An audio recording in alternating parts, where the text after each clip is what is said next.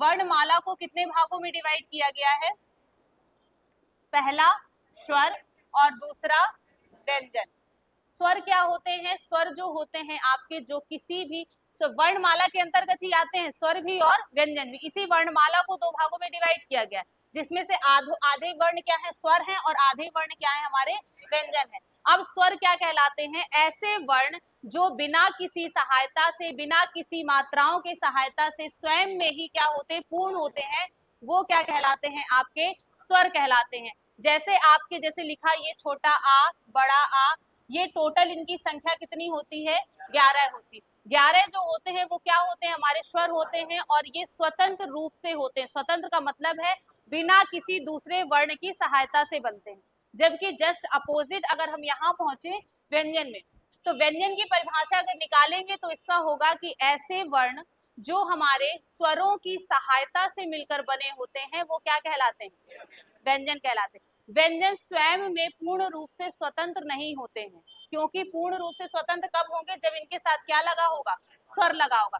हर व्यंजन के साथ एक क्या जुड़ा होता है? हमारा स्वर जुड़ा होता है। जैसे हमने ये का लिखा है, का के साथ क्या जुड़ा है? आपका आ जुड़ा है। इस आ के जुड़ने से ही हमारा का पूरा बना है। अगर हम इस का आ को नहीं जोड़ेंगे तो ये हमारा क्या कहलाएगा? आधा वर्ण कहलाएगा। ठीक है, आधा वर्ण। इसको ऐसे भी लिख सकते हैं, और ये जो ऐसे लिखते हैं ये भी। ठीक है, हलंत लगा के नीचे लिखने का मतलब होता है कि वो वर्ण क्या है? हमारा आधा है। और जब भी कोई भी, जैसे ये खा लिखा है तो खा को भी लिखेंगे, खा के साथ एक आ क्या है? हमारा छिपा हुआ है।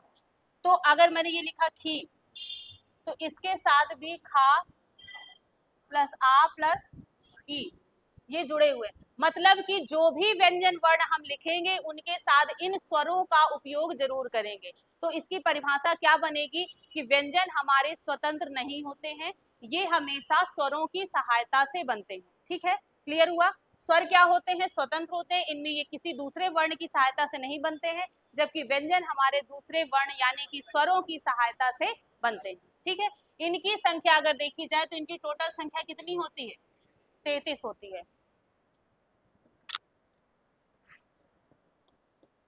इसके बाद आगे बढ़ते हैं। जैसे कि स्वर है, अब स्वरों को हमने तो ये वर्णमाला को डिवाइड किया दो भागों में। वर्णमाला डिवाइड हुई दो भागों में, कौन कौन सा? स्वर और व्यंजन, जिसमें से स्वर आपके 11 है, व्यंजन कितने हैं? 33 है। अब इसके बाद इस स्वर को भी डिवाइड करते हैं। स्वर के भी कितने भेद हैं? हमारे 3 भेद हैं। जैसे आपके मूल स्वर, सॉरी, ये मात्राओं के आधार पर अगर हम डिवाइड करें तो ह्रस्व स्वर, दीर्घ स्वर और आपका प्लुत स्वर, ये 3 आपके भागों में बांटा गया है। स्वरों को किस आधार पर? मात्राओं के आधार पर। ठीक है, मात्राओं के आधार पर का मतलब है कि ह्रस्व जो होती है उसका मतलब होता है एक मात्रा, दीर्घ का मतलब होता है कौन सी मात्रा? 2 मात्राएं, और प्लुत का मतलब होता है आपकी 3 मात्राएं। ठीक है, तो ह्रस्व में आपका मतलब जो भी आपके स्वर होंगे उन स्वरों में से जिस स्वर में एक मात्रा लगी होगी वो ह्रस्व स्वर कहलाएंगे, जिस स्वर में 2 मात्रा लगी होंगी वो दीर्घ कहलाएंगे, और जिसमें 3 मात्राएं लगी होंगी वो क्या कहलाएंगे? हमारे प्लुत कहलाएंगे। जैसे हमने लिखा छोटा आ, तो इसमें एक मात्रा लगी है कि बड़ी 2 मात्राएं? एक लगी है ना। इसके बाद अगर हमने लिख दिया बड़ा आ, तो ये जो बना है तो वो किससे बना है? आ प्लस आ, 2 मात्राएं लगी है ना। तो 2 मात्राएं लगे होने के कारण बड़ा आ हमारा क्या कहलाएगा? दीर्घ स्वर कहलाएगा। ठीक है, ह्रस्व स्वर हमारा क्या कहलाएगा? छोटा आ। छोटा आ के अलावा जैसे हमने लिख दिया छोटी ई, ये भी हमारी क्या है? ह्रस्व स्वर है। छोटा ऊ, ये भी हमारा क्या है? ह्रस्व स्वर। और इन्हीं को जब हम लिख देंगे बड़ी ई, बड़ा ऊ, ये हमारे किसमें पहुंच जाएंगे? दीर्घ में, क्योंकि इसमें कितनी मात्राएं लग गई? अब 2 मात्राएं। जैसे ही एक मात्रा लगेगी ह्रस्व स्वर, 2 मात्राएं लग जाएंगी उसी स्वर में तो दीर्घ स्वर, और जब 3 मात्रा लग जाएगी तो क्या हो जाएगा? हमारा प्लुत स्वर। दीर्घ 3 मात्राओं में आपका उदाहरण जो एक बना करता है वो है ओम। ठीक है, ओम में आपकी कितनी मात्राएं लगी हुई हैं? 3 मात्राएं लगी हुई हैं। ठीक, इसके बाद आपके इस प्लुत का जो उपयोग है ये आपकी हिंदी भाषा में नहीं, आप जब संस्कृत पढ़ोगे अगर, तो संस्कृत में जो आपके जितने श्लोक वगैरह लिखे हैं उन सब में इस 3 मात्रा के उपयोग से बने हुए हैं सब, जबकि हमें सिर्फ इतने ये 2 पढ़ने, ठीक है। लेकिन मात्रा के अकॉर्डिंग हमें जानना है कि प्लुत का मतलब क्या, 3 मात्रा, दीर्घ का मतलब 2 मात्रा और ह्रस्व का मतलब 1 मात्रा, ठीक। तो ये हमारे किस आधार पर हो गए, हमारे मात्रा के आधार पर। आप अलग अलग प्रकार पूछता है, मात्रा के आधार पर स्वर कितने प्रकार के होते हैं, तो हम क्या बताएंगे, 3 प्रकार के।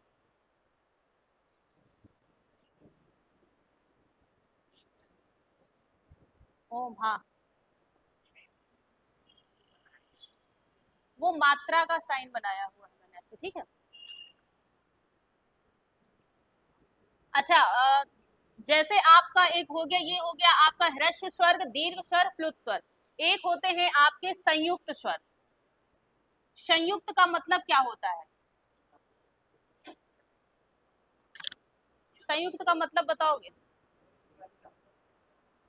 दीर्घ का मतलब होता है आपके एक जैसी 2 मात्राओं का जुड़ना, ठीक है। और संयुक्त का मतलब होता है 2 असमान मात्राओं का जुड़ना। असमान मात्रा का मतलब ये, जैसे ये समान मात्राएं हैं, छोटा आ छोटा आ एक जैसी मात्रा है, अगर हम इस आ के साथ ऊ लगा देंगे तो ये हमारी कौन सी मात्रा, असमान मात्रा हो गई। मतलब ये एक आ की मात्रा है और ये किसकी मात्रा है, ऊ की मात्रा है। तो जो संयुक्त स्वर में या संयुक्त स्वर भी होते हैं और व्यंजन भी होते हैं, तो इसकी परिभाषा क्या होगी, जब 2 असमान स्वर आपस में मिलते हैं तो वो हमारे कौन से स्वर कहलाते हैं, संयुक्त स्वर। ऐसे ही संयुक्त व्यंजन का उदाहरण बनता है कि जब 2 असमान व्यंजन आपस में मिलते हैं तो क्या कहलाता है, संयुक्त व्यंजन। समान मिलेंगे तो दीर्घ में पहुंच जाएगा और असमान स्वर मिलेंगे तो किसमें पहुंच जाएगा, संयुक्त में पहुंच जाएगा। जैसे बताओ, आ प्लस ऊ क्या बनेगा, ओ बनेगा। आ प्लस ओ,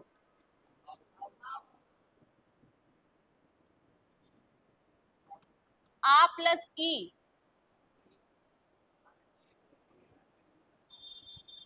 आ प्लस ए है, ठीक है।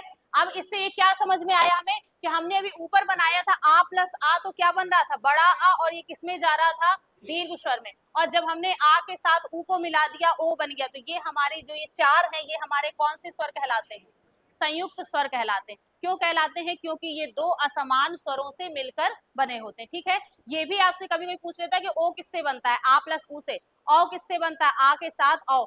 ओ तो ये है ही, एक मात्रा और लग गई तो अ हो गया। इसके साथ आ है, एक ही मात्रा, एक मात्रा और लग जाएगी तो अय हो जाएगा, ठीक है। इसमें आ है और ई है, आ के साथ एक ही मात्रा लगा देंगे तो क्या हो जाएगा, ई की मात्रा लगा देंगे तो क्या हो जाएगा, ए हो जाएगा, ठीक है। तो ये हमारे क्या हो गए, संयुक्त स्वर। ठीक है, अच्छा लिखो, अब हेडिंग डालो। कहाँ तक लिखा था कल,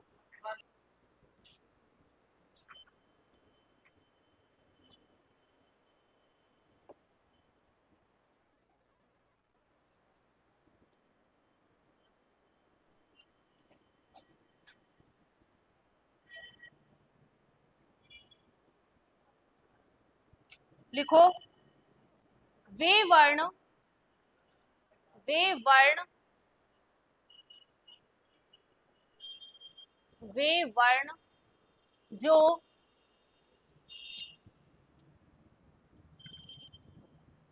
वे वर्ण जो बिना किसी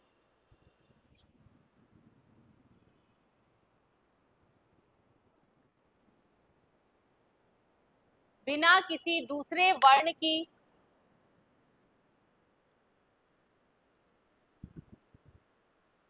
वे वर्ण जो बिना किसी दूसरे वर्ण की सहायता से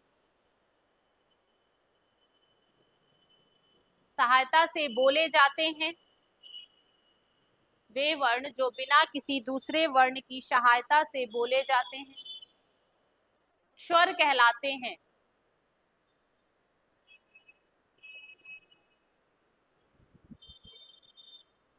स्वर कहलाते हैं। उसी के आगे लिखो, ये पूर्णतः स्वतंत्र होते हैं। ये पूर्णतः स्वतंत्र होते हैं।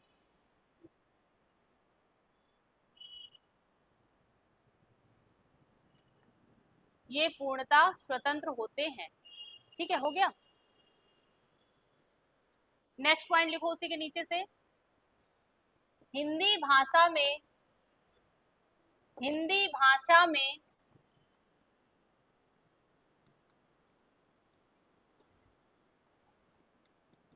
स्वरों की कुल संख्या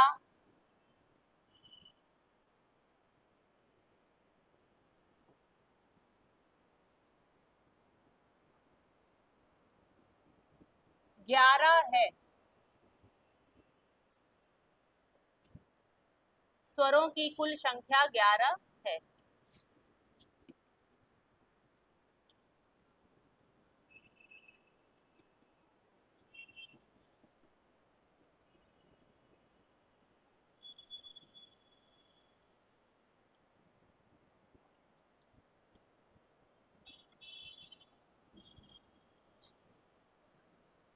हाँ लिखो, हाँ हाँ, छोटा बड़ा लिख डालो पूरा। अच्छा, आप जब संस्कृत भाषा पढ़ते हैं तो संस्कृत भाषा में हमारे जो स्वर हैं उनकी संख्या 13 है, इसलिए मैंने ये लिखवाया हुआ है कि हिंदी भाषा में स्वरों की संख्या क्या है आपकी 11 है। उसमें दो जो आपके बढ़ जा रहे हैं, उसमें दो बढ़ते हैं आपकी ऋषि में बनती है बड़ी ऋषि संस्कृत में, और एक आता है आपका ली। ठीक है, ये भी हमारा क्या है, एक स्वर है, लेकिन इसका उपयोग हमारी हिंदी भाषा में नहीं, किसमें है, संस्कृत में, इसलिए ये दो चीजें आपकी हटा दी गई हैं, तो आपके कितने हो गए हैं, 11 है।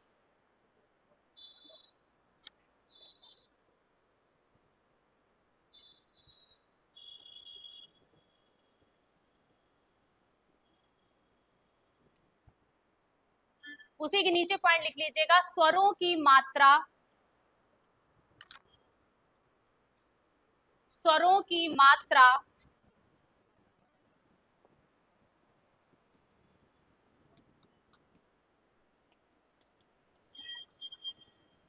10 होती है। स्वरों की मात्रा 10 होती है।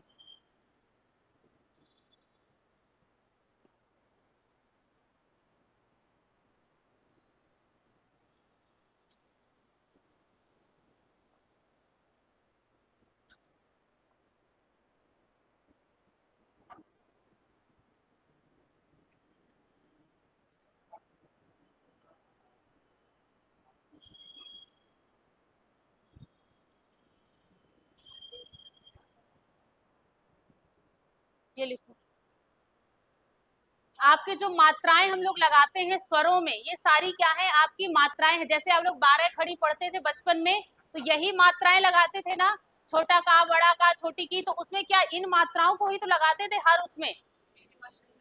कौन सी, ऋषि वाली, हाँ तो ऋषि वाली ना लगाते होगे, बात अलग है, क्योंकि ऋषि आता नहीं था आपके का उसमें काका काका में।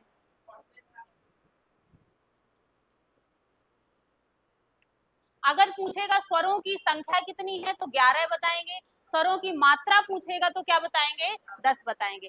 अच्छा, एक चीज और है, मात्राएं सिर्फ स्वरों की होती हैं, व्यंजन की नहीं होती, ठीक है, क्योंकि हमारा जो व्यंजन वर्ण है वो पूरी तरह से किस पर आश्रित है, स्वरों पर। अगर उसमें की भी लिखना है तो उसके साथ ये जो बड़ी की मात्रा है ये लगाएगी, और बड़ी ई क्या है, आपका एक स्वर है, ठीक है।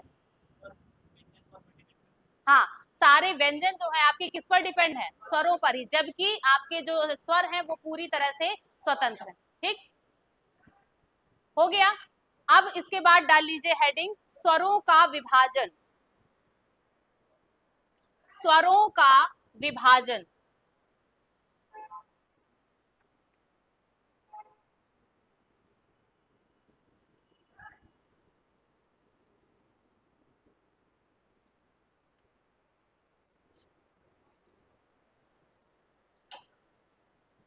लिखो, स्वरों का विभाजन,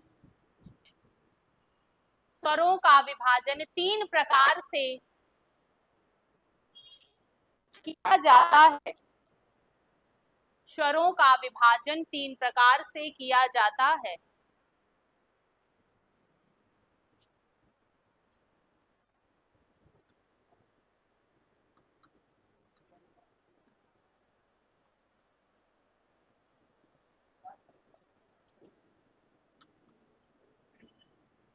क्या दरबार हो रहा है, सुनाएंगे 17 पाड़ा भी।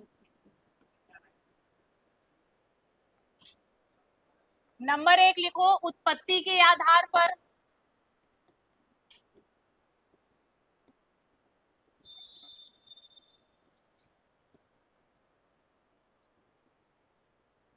नंबर 2, मात्रा के आधार पर।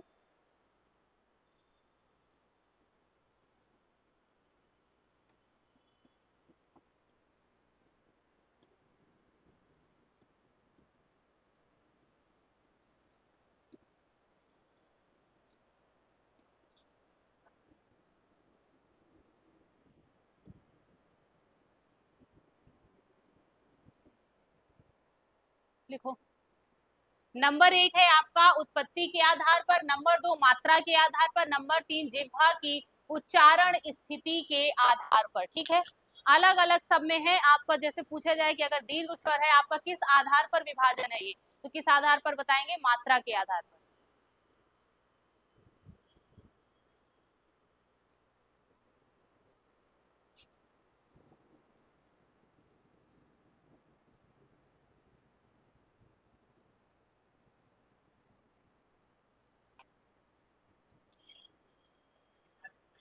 हाँ, पहली हेडिंग डाल लीजिए, इसके बाद उत्पत्ति के आधार पर।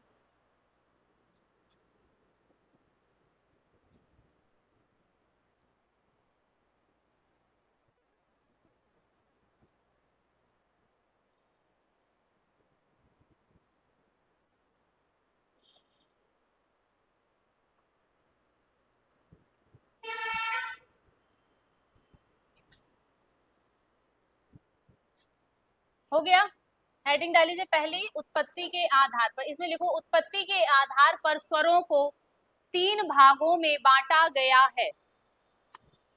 उत्पत्ति के आधार पर स्वरों को 3 भागों में बांटा गया है।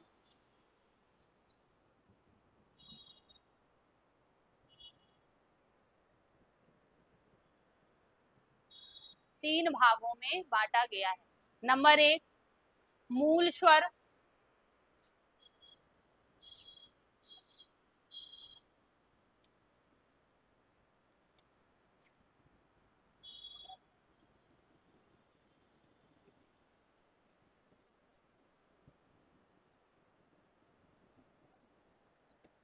नंबर 1 डाल लीजिए, मूल स्वर।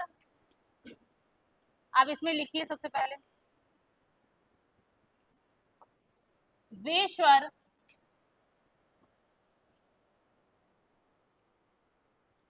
स्वर जो सबसे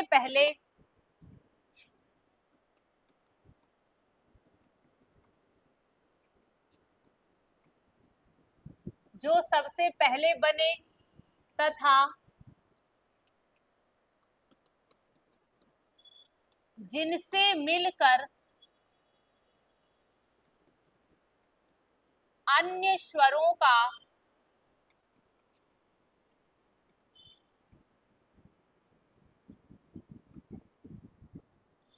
स्वरों का निर्माण हुआ, मूल स्वर कहलाते हैं।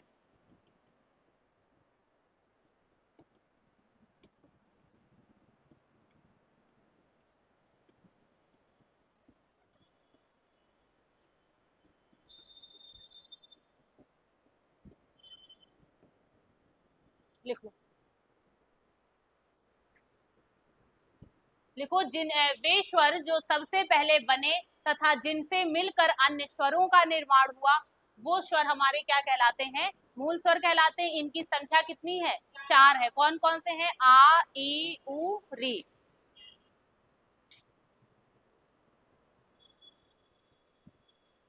हो गया। अच्छा, पहली हेडिंग ही हमारी क्या है, उत्पत्ति के आधार पर। उत्पत्ति मतलब क्या होता है, जो आपके जो वर्ण है, ये है कि आपके जो वर्ण है आपके कैसे उत्पन्न हुए, कैसे हम जाने कि ये आ है, ये ई है, ये ऊ है। तो ये इस आधार पर ही विभाजन किया गया है, उत्पत्ति के आधार पर। मतलब कि इन वर्णों के जन्म लेने के आधार पर जो विभाजन करेंगे, उस आधार पर 3 प्रकार से है, जिसमें से आपके मूल स्वर है, दीर्घ स्वर है, और तीसरा है आपका एक संयुक्त स्वर। ठीक है, अब मूल स्वर क्या होते हैं, परिभाषा लिखी हमने, वे स्वर जो सबसे पहले बने।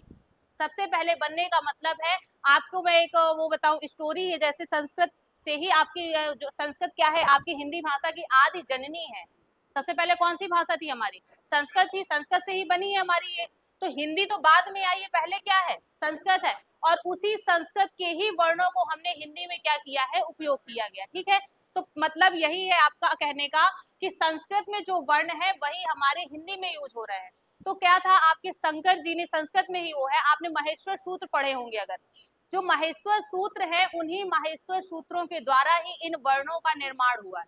अब वो महेश्वर सूत्र कहाँ से आए, तो उसमें एक ये बताते हैं, जो आपके व्याकरणाचार्य है पाणिनि महोदय हैं, उन्होंने बताया कि शंकर जी ने क्या बजाया था, अपना डमरू बजाया था, और उस डमरू से जो ध्वनि निकली थी, उस ध्वनि को ही हमने वर्णमाला बनाया है।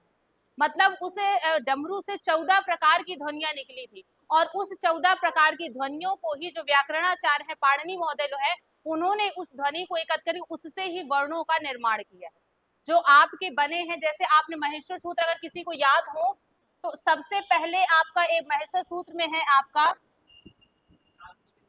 आयुड़, ऋलिक, ये आपके 14 महेश्वर सूत्र हैं। ऐसे आयुड़, ऋलिक, एयोंग, एयोग, छयवरट, लड़, जबगरदस, खपई, चट्टई, ऐसे करके पूरे कितने हैं? 14 हैं। तो इसी 14 महेश्वर सूत्र में ही आपकी पूरी वर्णमाला है। मैं आपको किसी दिन वो पूरा लिखवा के बताऊंगी, कि जिसमें आप खुद ढूंढ पाओगे, पूरे का से लेकर ज्ञा तक की पूरी वो है, व्यंजन है, और आपके पूरे क्या है उसमें? स्वर हैं, और उन्हीं से ही आपके इन स्वरों और इन वर्णमाला का निर्माण हुआ। आपसे कोई पूछे, हमने शुरू से वर्णमाला पढ़ते आ रहे हैं, काखा गागा पढ़ रहे हैं, छोटा बड़ा पढ़ रहे हैं, लेकिन ये कैसे जाने कि ये काखा गागा है, ये छोटा बड़ा? तो इसका जो उत्पत्ति हुई है, मेन उत्पत्ति हमारी किससे हुई है? माहेश्वर सूत्रों से हुई है। ठीक है, तो माहेश्वर सूत्र का जो पहला शब्द है, वो पहला शब्द क्या है आपका? आयुड़। दूसरा शब्द है आपका ऋलिक। मैंने अभी बताया मूल स्वरों की संख्या कितनी है? 4 है। 4 मतलब जो आपके सबसे पहले बने, यही लाइन लिखी ना, जो सबसे पहले बने। सबसे पहले का मतलब सबसे पहले जो डमरू की आवाज से शब्द निकला था, वो कौन सा निकला था? आयुड़। अब इसमें देखो, आ रहा है, ई आ रहा है, ऊ आ रहा है। इस माहेश्वर सूत्रों के जो लास्ट वाले शब्द हैं, उनको, लास्ट वाले वर्णों को छोड़ दिया जाता है, 3 को पढ़ा जाता है पूरे। ठीक है, हाँ, उन्होंने सुना है ध्यान से, इसलिए उनको पता है, ऐसा हम नहीं कह सकते।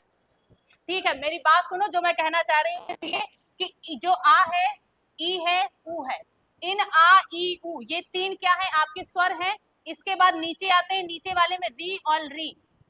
मतलब अब जब हम संस्कृत में स्वर पढ़ते हैं, तो संस्कृत में मूल स्वर आपके 5 हो जाते हैं। कौन कौन से? आ, ई, उ, री और री। जबकि हमारे उसे हिंदी में री का प्रयोग नहीं है, इस वजह से हम मूल स्वरों की संख्या कितनी मानते हैं? 4 मानते हैं, और यही आपके सबसे पहले इनका निर्माण हुआ। ठीक है, किन किन शब्दों का? आ का, ई का, ऊ का और री का। इसलिए इनको कौन से स्वर बोलते हैं? मूल स्वर। मूल स्वर का मतलब यही हुआ जो सबसे पहले आए। इसके बाद तीसरा जब हम माहेश्वर सूत्र देखते हैं, आयुड़ है, ऋलिक है, इसके बाद एक है एओंग, इसके बाद है अयोच।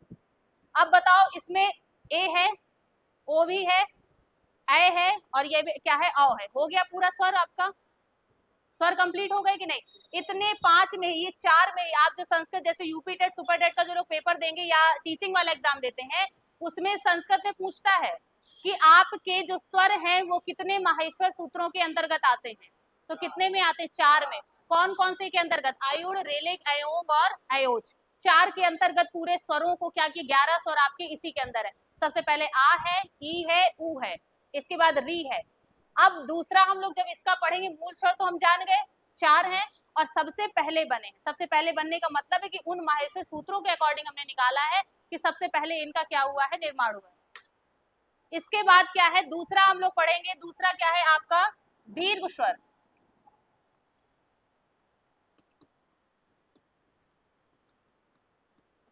दूसरी हेडिंग डालेंगे दीर्घ स्वर। अब दीर्घ स्वर क्या होते हैं, देखो समझ लो पहले, फिर लिख लेना।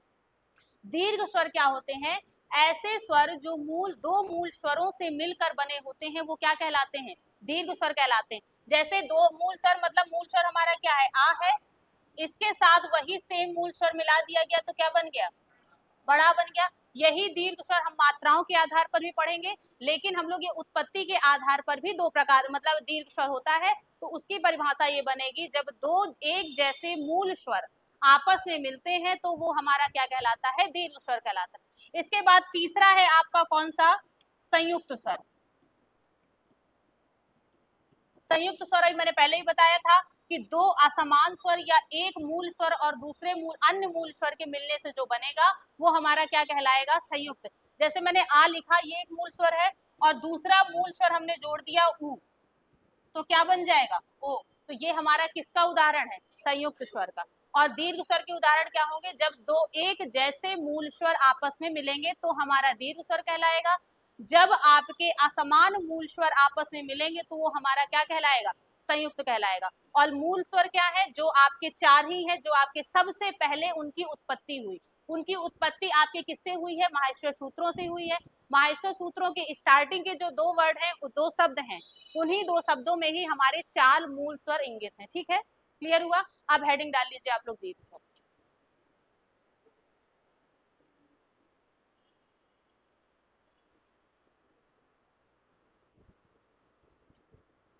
इसमें लिखिए ऐसे स्वर